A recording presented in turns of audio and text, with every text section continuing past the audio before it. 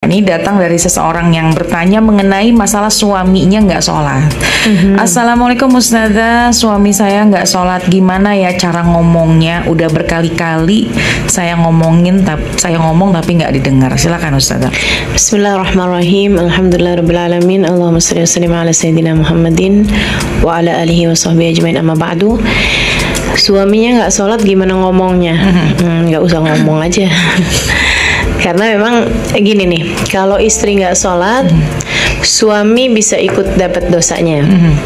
Apalagi jika dia tidak memfasilitasi istrinya untuk itu. Jadi memang kewajiban suami itu kan ada dua, memberikan nafkah dan memastikan istri dan anak-anaknya mendapatkan pengetahuan agama dan dapat mengamalkannya. Itu sarana untuk bisa mengamalkan ilmunya. Nah, kalau istri itu kewajibannya adalah memperkenankan dirinya untuk suaminya. Itu kewajiban istri, gitu kan ya. Jadi tidak ada kewajiban istri untuk mengingatkan suami ketika suami nggak sholat. Nah, kalau kamu mau mengingatkan dia juga sebagai sesama muslim, sebagai sesama orang yang punya hubungan dekat, gitu kan ya, namanya suami kan, gitu. Kita ingetin, itu jatuhnya perkara sunnah, bukan hal yang wajib. Nah, tapi kalau kemudian ya, gini Ustazah, mengingatkan suami untuk sholat itu hukumnya sunnah. Ngomel-ngomelin suami hukumnya haram. Nah ini yang jangan sampai kita mengerjakan sesuatu yang sunnah dengan mengerjakan perkara yang haram. Biasanya kebanyakan caranya dipakai cara yang tadi tuh, cara yang sedikit marah-marah biasanya untuk mengejar suatu kesunahan ya. Iya. Tapi ini dia yang salah gitu loh. Nah, jadi kalau kamu mau memang suamimu itu sholat, itu jangan pakai emosi dan jangan pakai ego diri. Karena kebanyakan perempuan itu ketika suaminya nggak sholat, yang bicara adalah egonya. Masa sih saya punya suami nggak sholat, jadi saya punya suami nggak sholat gitu. Tidak berpikir, ya Allah, kalau saya biarkan suami saya seperti ini, kemudian di hari akhirat nanti kita tidak dapat bersama karena tidak bisa mendapatkan ridha Allah Subhanahu wa taala, gitu kan. Kesian banget suami saya. Bagaimana cara menyelamatkan dia gitu. Itu jarang. Istri-istri yang berpikirnya seperti itu jarang. Lebih ke ego sendiri gitu kan. Pak, bapak nih enak aja nih nggak sholat, nggak enak tahu diliatin anak-anak. Iya, betul. Gitu. Jadi lebih ke ego diri sendiri aja gitu. Dan ini yang mesti kita hilangkan ya. Kalau kamu pengen suami kamu sholat, hal terindah untuk kamu lakukan adalah dengan berdoa, meminta kepada Allah. Karena orang di saat dia mau sholat, bukan hanya dia mau sholat, tapi karena Allah menginginkan dia untuk menghadap padanya. Dan ketika seorang gak mau sholat, bukan hanya karena dia gak mau sholat, tapi karena Allah tidak menginginkannya untuk menghadap kepadanya. Jadi urusannya lebih ke Allahnya. Nah, kamu daripada maksa-maksa suami kamu untuk sholat, apalagi sampai pertanyaannya, boleh nggak saya menuntut cerai suami yang nggak sholat? Nah, daripada pertanyaannya seperti itu, jauh lebih baik kalau kemudian tanganmu kamu tengadahkan, mohon kepada Allah sebagai Al-Hadi, sebagai pemberi petunjuk, untuk memberikan petunjuk kepada suamimu hingga dia mau mengerjakan sholat.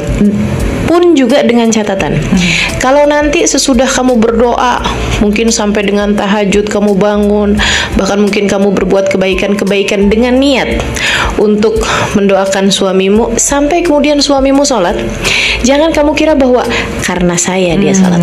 Ini takutnya kelewatan percaya dirinya. Gitu ya. Sebab bagaimanapun Allah tetaplah Al-Hadi.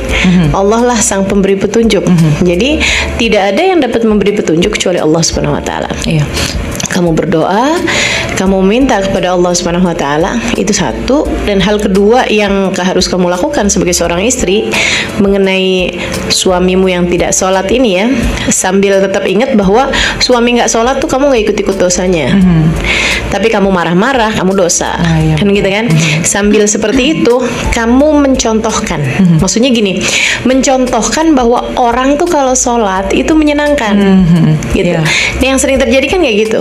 Kamu sholat, suami kamu nggak sholat, yang kemudian kamu mau nunjukin kepada suami kamu bahwa kamu sudah mengerjakan jalan yang benar, sehingga kayaknya tuh surga udah pasti buat kamu dan neraka udah pasti buat suami kamu gitu. Jadi akhirnya yang ada adalah arogansi. Justru sebaliknya, kalau kamu pengen suami kamu sholat, tunjukkan perilaku-perilaku yang indah sehingga membuat suami kepengen sholat. Iya, betul. Gitu kan?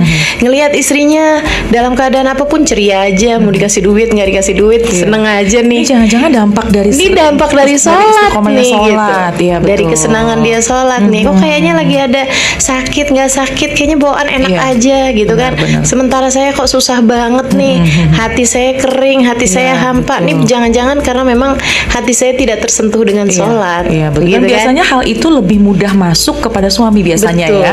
betul. Iya, karena kalau dengan kalimat, dengan ucapan, apalagi dengan emosi marahnya istri, ini agak susah masuk ke suami Agak biasanya susah, ya. bener. Yang akhirnya malah membuat dia jadi kayak pasang tembok Cina ya. Betul. Jadi mudah-mudahan dengan tadi doanya dikuatin, diri kitanya ditingkatin dan mencintai sholat Iya, itu dan akhlaknya juga akhlak dibagusin kita. sama dia, sehingga menjadikan dia lebih tertarik untuk mengerjakan sholat, insya Allah. Baik, nih istri-istri di luar sana atau mungkin pasangan-pasangan di luar sana ini kalau hati-hati nih ketika mungkin biasanya istri atau wanita lebih di atas suami. Mungkin ada sebagian seperti itu sehingga bisa merendahkan orang lain, bahkan merendahkan suami sendiri apabila sholatnya terlambat, sholatnya bolong misalnya. Ini jangan sampai kita merendahkan suami kita sendiri ya.